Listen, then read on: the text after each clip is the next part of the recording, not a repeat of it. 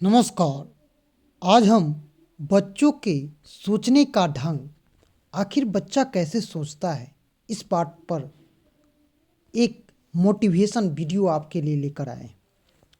बच्चों को उसके नीड्स के अनुसार पढ़ाना चाहिए।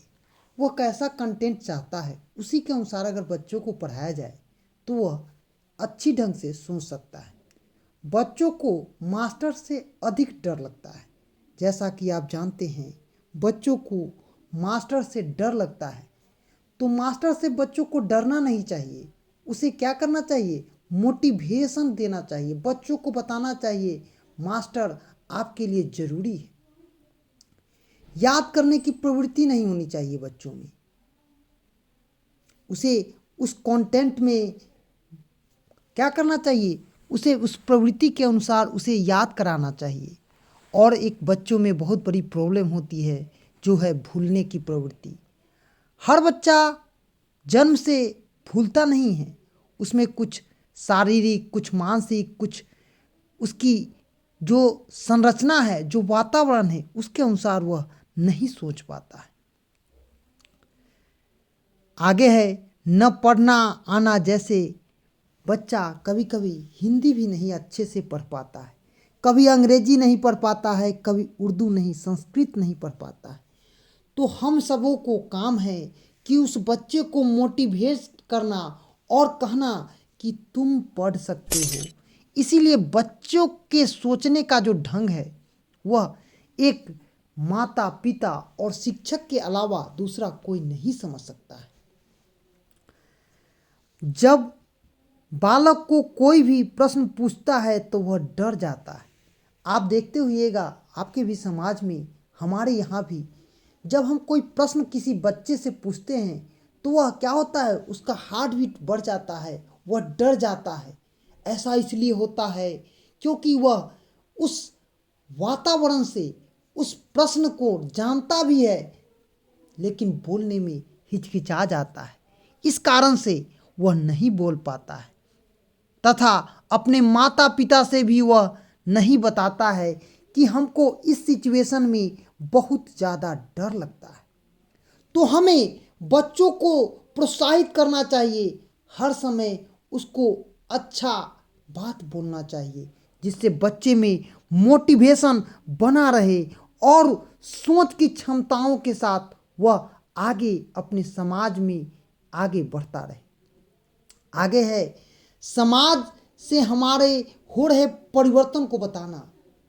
आज आधुनिक युग है।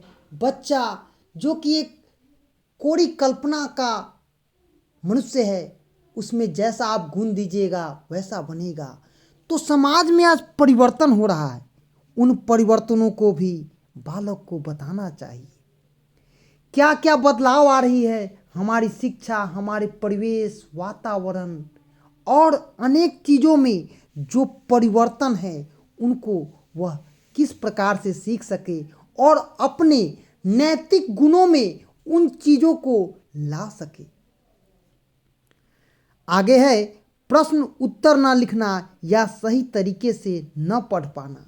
बालक कभी कभी प्रश्न और उत्तर को नहीं समझ पाता है और सही तरीके से उसे लिख नहीं पाता है, क्योंकि बच्चे का जो सोचने का ढंग है वह एक बहुत ही छोटा है। इस कारण से वह प्रश्न का उत्तर नहीं लिख पाता है, कभी त्रुटियां कर देता है। तो टीचर का काम मारना नहीं होता है, उसे समझाइए, बताइए। बार बार कहा गया है, करत करत अभ्यास के जर मत होत सुजान, रसरी आवत जात है सिर पर पड़त निशान।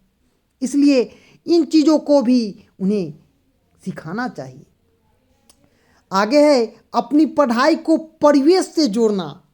जैसा कि परिवेश है उसी के अनुसार उसको, नए परिवेश में नहीं, उसी के परिवेश में उन चीज़ों को बताना और उन समाज के नियम, हमारी मान्यताएं, हमारी प्रथाएं, रीति रिवाजों को उन चीज़ों के साथ कनेक्ट करना। तब बच्चे में सोचने का जो ढंग होगा वो डेवलप करेगा। आगे है अपनी पढ़ाई को परिवेश से जोड़ पाना। आप जो भी पढ़े अपने परिवेश में देखिए, उस परिवेश में क्या हो रहा है, क्यों घटनाएं घट रही है, आज हमारे समाज में चोरी डकैती या अनेक कुरीतियाँ क्यों हो रही है, यह सब आपके ऊपर है। और नई परिवेश और परिस्थितियों से डरना नहीं। बच्चे को नया परिवेश और नई परिस्थितियों से कभी डरना नहीं चाहिए, क्योंकि समाज ही बच्चों का निर्माण करता है। उन वातावरण के अनेक चीज़ों को अपने में समाहित कर कर हम एक संपूर्ण मानव बनते हैं। इसलिए हमें बच्चों के सोचने के उन ढंगों को भी परिवर्तन करना होगा, क्योंकि आज जो बच्चा है वह कल क्या युवा है, और यही युवा हमारे समाज का प्रतिनिधित्व करेगा, क्योंकि इसी युवाओं के कंधे पर देश का भविष्य है। और हम उन कल्पनाओं को, उन बच्चों को कभी सोचने के ढंग के बारे में नहीं सोचते हैं, क्योंकि हमें यह पता नहीं होता है कि बालक किस प्रकार से सोचता है। बालक को उनके अगर जो भी काम करता है, अगर उस अनुसार उससे काम कराया जाए, उसके नीस के अनुसार से काम कराया जाए, जैसे कोई बालक गाना गाने में अच्छा है, कोई चित्रकारी करने में अच्छा है, कोई दौड़ने में अच्छा है, तो वह उसके नीस के अनुसार ही होना चाहिए। उसे हर समय मोटिवेट करना चाहिए। हमारे